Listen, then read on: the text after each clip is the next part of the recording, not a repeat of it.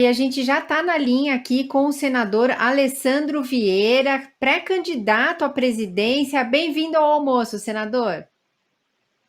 Obrigado, Miriam. É um prazer estar conversando com vocês e muito boa aula que a gente teve agora nesse Você campanha. viu? O professor Felipe é o máximo.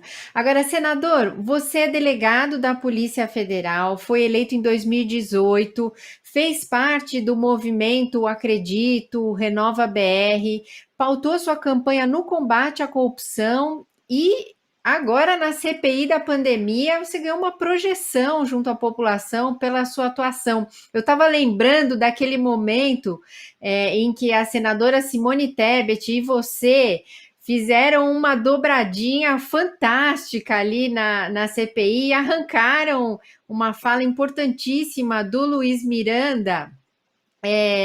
Enfim, eu quero até perguntar mais sobre a CPI depois, mas eu queria entender primeiro o seguinte: você apoiou, e você é uma oposição ao presidente Jair Bolsonaro, isso ficou muito claro ali na CPI, mas você apoiou a candidatura dele ao Planalto? Eu sou um ajustezinho, eu sou delegado da Polícia Civil de Sergipe, uma da Federal. Tá Eu certo. votei no Bolsonaro no segundo turno. Foi aquele voto clássico do antipetismo.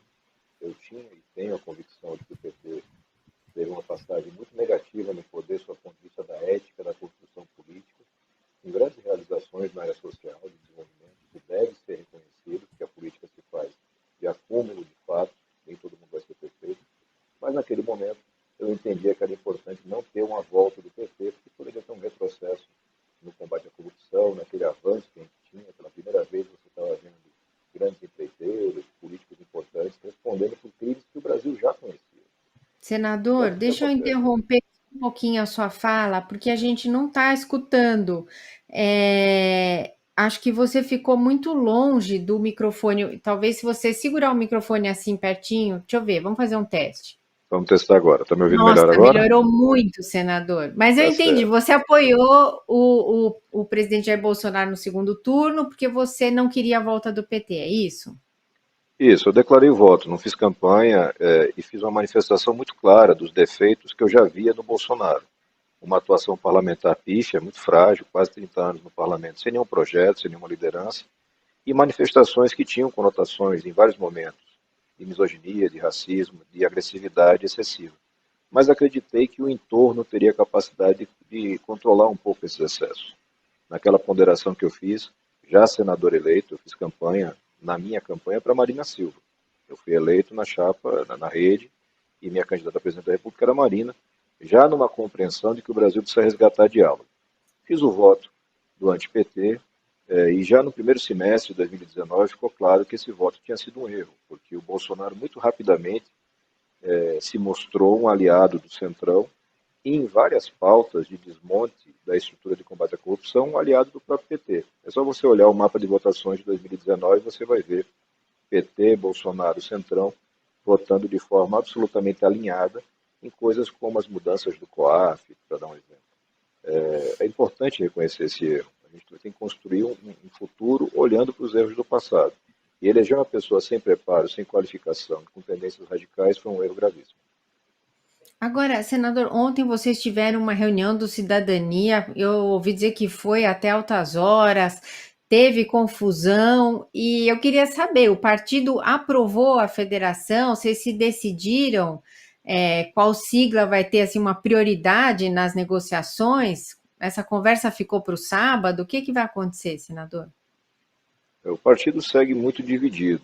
Nós tivemos uma aprovação por maioria da intenção de federar, mas não definimos com quem, porque não temos regras claras para isso. Então, o trabalho agora até sábado, está marcada uma nova reunião até sábado pela manhã, é de justamente ter clareza de regras possíveis com os três partidos que se apresentaram para uma federação, que são PSDB, PDT e Podemos. Eu estou participando desse processo diretamente, ainda que eu pessoalmente seja contrário à federação. Acho que a federação, nesse momento, é um erro político, empobrece o debate, mas respeito o colegiado, e a gente vai proporcionar para todos os membros que tenham um entendimento completo de quais são as consequências nos estados, nos municípios. A federação não é como a antiga coligação, que era um casamento temporário só até aquela eleição e depois cada um ia para o seu lado. Na federação, não, você vai trabalhar junto por 4 anos. Isso exige uma identidade programática e, principalmente, exige regras muito claras para não matar a possibilidade de renovação lá nos municípios. A minha situação é confortável, senador no meio do mandato, eu tenho autonomia, tenho voz. Mas aquele que está lá tentando renovar a sua cidade precisa de uma proteção. É disso que eu estou tentando cuidar agora. Tá certo. Senador, a gente tem um vídeo, tá bem bonitinho, assim, explicando a diferença entre coligação, federação, fusão. Vamos ver? A coligação é como uma ficada. Funciona ali durante a campanha e depois que termina pode ir cada um para o seu lado. Só que as coligações foram extintas para eleições para o Legislativo em 2017. Em 2021, o Congresso aprovou as federações partidárias. A federação já é mais parecida com um namoro sério, uma união estável. Os partidos se unem para disputar uma eleição e têm que ficar juntos por pelo menos 4 anos. Na fusão, os partidos se unem definitivamente, tornam-se uma só carne. A fusão foi permitida pela Lei dos Partidos Políticos de 1995. Naquele mesmo ano, o PPR e o PP se fundiram, formando o PPB, que hoje é o Progressistas. Em 2019, o PHS foi incorporado ao Podemos e o PPL ao PCdoB. Em outubro de 2021, o DEM e o PSL decidiram se casar, formando o União Brasil. Já no cenário das federações, tem várias legendas dispostas a se conhecerem melhor. PSOL e Rede estão querendo formar uma federação. O MDB está indeciso entre o PSDB e o União Brasil. O Cidadania pode juntar os trapinhos com o Podemos, o PSDB ou o PDT. PT, PSB, PV e PCdoB conversam para formar uma federação poliamorosa. O amor está no ar ou será que é tudo interesse? Então, senador, você é da ficada, do namoro sério, do casamento? Eu acho que nesse momento é melhor permanecer solteiro. Acho que tem que amadurecer os debates. Não dá para ficar numa construção que vai atender apenas momentaneamente alguns personagens. O Brasil precisa construir espaços políticos que recebam a esperança do povo. Hoje você tem eleições baseadas em dinheiro dos fundos e principalmente rejeição. Foi o que aconteceu em 2018 e o prejuízo está aí. A gente tem que encontrar jeito de construir alternativas que as pessoas confiem, que as pessoas desejem ver no poder com projetos de construção, não um processo de destruição do adversário, do inimigo, que está sendo muito negativo. Eu espero que a gente consiga, no Cidadania, a maturidade desse debate, para que a gente possa ter o melhor resultado possível para prestar contas lá ao eleitor, que é quem está precisando do nosso trabalho. Olha, a gente tem uma pergunta aqui do Sigefredo, querendo saber se você apoiaria o Moro, ou se você, ou ele é boicotado por ter colocado corruptos na cadeia. Quer dizer, o Sigefredo acredita que o Moro colocou os corruptos na cadeia. Diga. Ele tem uma rejeição muito grande do mundo da política, isso é muito claro. Não é só o mundo da política, é esse ecossistema que nós temos aqui em Brasília, envolve empresários, justiça, Ministério Público e políticos. Todo mundo se reunindo nesses jantares e reuniões que Brasília vê à luz do dia. Mas eu não posso e não quero fazer nenhum tipo de rejeição ou veto a nenhum dos candidatos e partidos que estão num centro democrático. Então, se você pega desde o Ciro Gomes, vai até o Luiz Felipe lá do Novo, é muito claro que são pessoas que são da democracia, que estão dispostas a fazer uma construção diferente de Lula e de Bolsonaro. Dentro desse espectro, a gente pode caminhar com qualquer um, desde que você tenha regras muito claras. Agora, uma decisão que saiu ontem é que a sua pré-candidatura à presidência está mantida. Agora é real oficial, senador. A pré-candidatura foi uma decisão da executiva do partido por unanimidade e ontem foi referendada também por unanimidade pelo diretório. O que a gente percebe é que tem uma dúvida no partido, é uma dúvida respeitável, se nós conseguimos bater a chamada cláusula de barreira sem ter uma parceria, sem ter uma federação. Alguns defendem, como eu defendo, que é possível bater a cláusula de barreira e que mesmo não bater não pode ser mais importante do que ter uma boa proposta política. Outros, eu respeito, querem resolver imediatamente o problema das suas nominatas, da sua candidatura à reeleição ou da estabilidade do acesso a fundo partidário e fundo eleitoral. Essa discussão precisaria ter mais tempo, por isso a minha sugestão por permanecer solteiro mas não eternamente, ninguém quer ficar repetitivo aqui, mas ter mais maturidade no debate, ter mais condição de você ter clareza para quem vai votar depois e para quem participa do processo. Como é que a gente vai ter o desenvolvimento desse partido, dessa nova estrutura partidária? Porque é quase uma fusão. Depois de 4 anos trabalhando junto, você vai ter muita dificuldade de modificar esse cenário quando você recorda que nós temos hoje fundos bilionários à disposição dos partidos e que a reeleição vai ser cada vez mais facilitada. Tá certo. Senador, vou pedir para você aproximar mais um pouquinho o microfone que a sua voz está. Você é casado, senador? Já pensou se a sua mulher vê você falando, não, eu vou ficar solteiro e tal? Casado, muito feliz, 3 filhos. Manda E um esse recado ponto para ela não tomar sustos caso ela veja um trecho só. Assiste a entrevista inteira. Como é que é o nome dela? Elga está lá em Aracaju, certamente vai estar acompanhando, mas está muito tranquila nesse lado. Essa parte da minha vida é muito bem resolvida. A parte partidária é que está me dando trabalho. Tá certo. Agora, senador, você e a senadora Simone Tebet fizeram uma tabelinha fantástica na CPI que arrancou uma confissão importante do Luiz Miranda. E eu brinco que você fez o bad guy, né? Porque você chamava ele, não, você foi covarde e tal. Depois ela veio e fez o good guy, falou: olha. Ela foi de uma gentileza, né, com toda a diplomacia, falou: nós vamos respeitar a sua decisão de não falar e tal. E aí ele acabou falando o nome do Ricardo Barros, do PP, né, líder do PP no governo na Câmara. Depois que acontece uma coisa dessas dentro de uma CPI, lá fora vocês se abraçam, comemoram, como é que é, senador? A gente estava até em atuação remota, né? A Simone estava lá no plenário, eu estava numa viagem, estava acho que em São Paulo. É uma atuação que a gente fazia algumas vezes, não só com a Simone, mas com outros colegas, por conta da experiência como policial, né, como delegado de polícia. Você tem que entender quem é que você está interrogando, quem é que você está ouvindo, e entender quais são as coisas que podem fazer com que ele entregue alguma informação relevante. Tinha muitos colegas que no começo da CPI partiam de uma ideia ilusória totalmente, de que o cara ia sentar lá e ia confessar a verdade. Não é natural as pessoas confessarem crimes ou conhecimento de crimes. E no caso do Luiz, o deputado Luiz Miranda, ele muito claramente tinha uma questão de ego ali colocada na atuação dele e mostrar que não revelar o nome e a contra tudo aquilo que ele prometia como candidato foi importante. E depois a Simone fazendo esse acolhimento funcionou bem, a gente tentou repetir isso em alguns outros momentos, sempre baseado no que a gente tinha para cada caso. Tá certo. Ó, a Mila Montenegro, que é membro do canal, quer saber quem você apoiaria num possível segundo turno. Eu espero apoiar ou participar do nome da terceira via, que vai estar lá no segundo turno. Essa vai ser a batalha até o último dia. Entendi. Tem muitas perguntas aqui, senador, e deixa eu fazer as minhas primeiro, então. A gente está com uma questão das chuvas, né? Em Petrópolis, a cidade, a gente tem até umas imagens aí para mostrar, na região serrana do Rio de Janeiro. Vamos mostrar, Edu, enquanto eu vou dando as informações aqui. A região serrana registrou um temporal nessa terça-feira. Pelo menos 44 pessoas morreram, segundo informações da Prefeitura e do Corpo de Bombeiros. A Prefeitura decretou estado de calamidade pública e o governador disse que a situação era de quase guerra.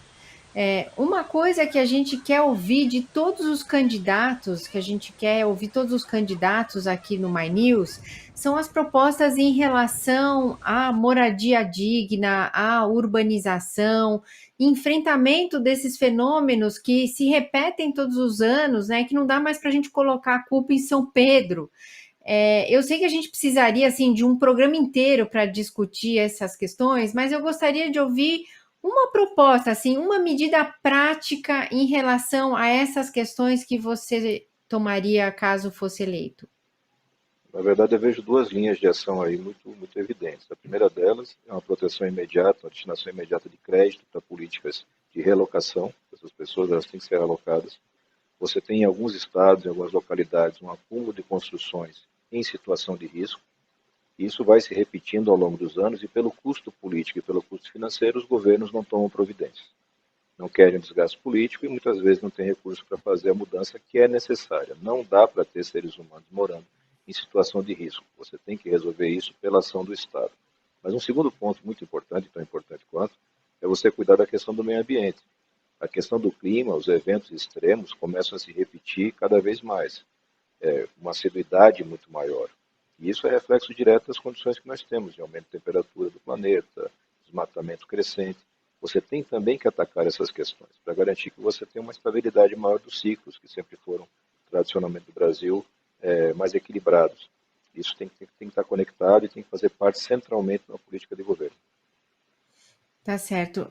Senador, voltando à questão da CPI, o Procurador-Geral da República, Augusto Aras, encaminhou, disse que a CPI não encaminhou as provas das denúncias feitas lá na CPI, que faltou apresentar as provas das supostas irregularidades cometidas por autoridades durante a pandemia. Ele disse que quando a CPI entregou o relatório, lá em novembro do ano passado, disse que também entregaria as provas, mas que essa entrega não aconteceu. Como é que está essa história, senador? O procurador Augusto Aras, infelizmente, além da conduta dele omissa, de retardar procedimentos, ele agora partiu para a mentira, pura e simples. O que a CPI fez? A CPI fez um relatório, ele foi votado, foi aprovado, e um relatório nada mais é do que uma espécie de índice daquelas provas, daqueles fatos que você identificou ao longo do processo de investigação. Isso tudo foi encaminhado. Ele recebeu todo esse material. Qualquer jovem que está hoje começando um curso de Direito sabe que o importante no inquérito são os fatos apurados. Não é o índice, não é a opinião do investigador, no caso os membros da CPI ou do delegado, lá na atividade policial. O importante são os fatos, eles estão lá. Tanto estão lá que o mesmo material foi encaminhado também para a primeira instância. E na primeira instância, os procedimentos foram instaurados normalmente, estão tramitando normalmente.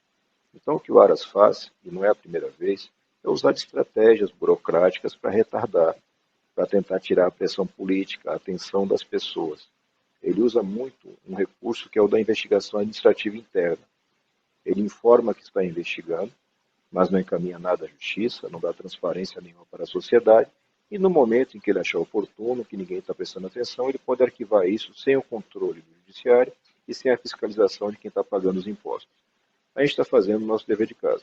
Me parece que a equipe lá da CPI mandou novamente um índice de provas para facilitar o trabalho, já que o procurador Aras e sua equipe tem algum tipo de dificuldade para localizar as coisas, então o pessoal levou lá um mapa para que ele possa identificar isso com mais clareza, e ao mesmo tempo está cobrando, e eu particularmente, nas ações que tenho impetrado individualmente como senador, já tenho usado dessa estratégia, pedindo ao Supremo que exija do procurador que adote a conduta técnica adequada.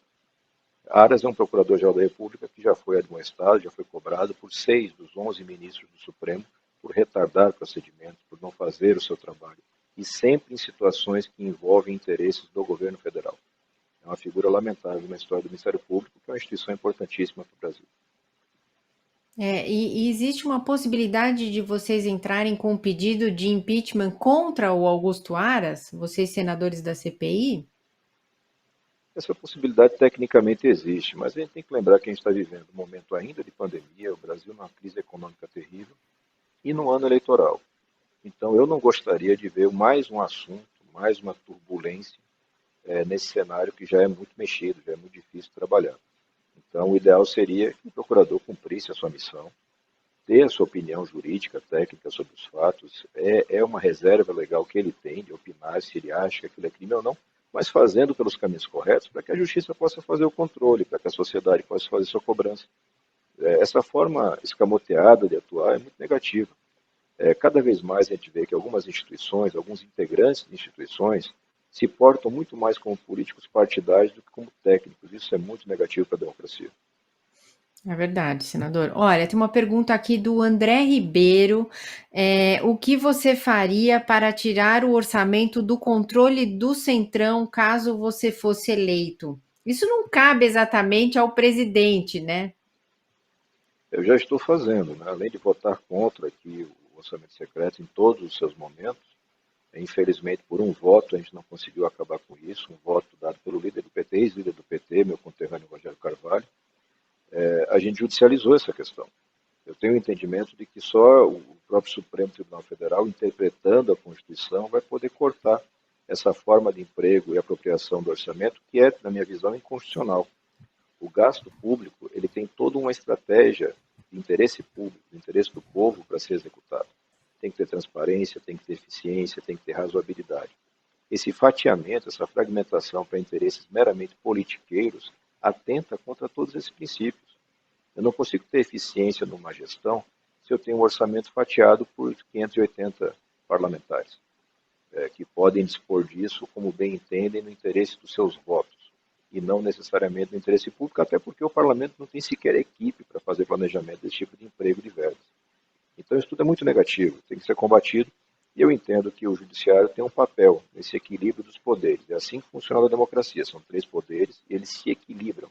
Quando um deles passa do limite, eu entendo que o legislativo passa do limite, quando se apropria do orçamento dessa forma, cabe aos outros poderes, executivo e judiciário, limitar essa atuação, buscar um retorno àqueles limites previstos na Constituição Federal. E nada impede, e seria uma iniciativa minha como presidente da República, sem dúvida nenhuma, fazer esse trabalho de composição junto ao Supremo para retomar o orçamento. Veja como são as coisas. Eu sou hoje oposição ao governo Bolsonaro e tenho lutado para que ele volte a ter comando em cima do orçamento para poder ter capacidade de gestão. Um governo sem capacidade de gestão não interessa a ninguém, seja oposição, independente ou base. Senador, você participou da relatoria do auxílio emergencial no Senado. Você fala em vencer os auxílios permanentes que as elites recebem do Estado. Nós estamos falando aí de sistema tributário, dos impostos. Se eleito, você pretende mexer, por exemplo, na isenção de impostos das igrejas? Eu não vejo um motivo real para esse tipo de isenção, ainda que possa ser discutido como uma proposta, como um entendimento político do Brasil. Mas não é esse o grande problema, não é nas igrejas que você tem os maiores problemas.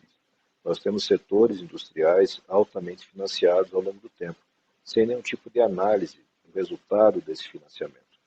Então, eu transfiro recursos para aqueles que já têm muitos recursos, eu crio faixas de isenção, eu favoreço determinados setores, em detrimento de todo o restante. O Brasil é um país onde quem ganha menos paga mais imposto. Eu entendo que a energia política de um governo, no seu primeiro ato, deveria estar toda concentrada numa boa reforma tributária. Uma reforma tributária que garanta um equilíbrio fiscal do Estado. O Estado tem que arrecadar o suficiente para suas despesas, mas que também já venha conectado com a política consistente de transferência de renda e de definição de prioridades, casando isso com um orçamento permanente para 4 anos, apenas com revisão de gastos que você pode ter a cada período. Vários países usam essa estratégia. A gente tem que ter um país que seja previsível, que tenha estabilidade de regras, que as pessoas entendam para onde vai caminhar. Isso permite que o mercado faça o seu trabalho. Mercado totalmente desregulado, mercado sem estabilidade é ruim para o Brasil. Mas, tendo condições adequadas, você consegue fazer isso funcionar.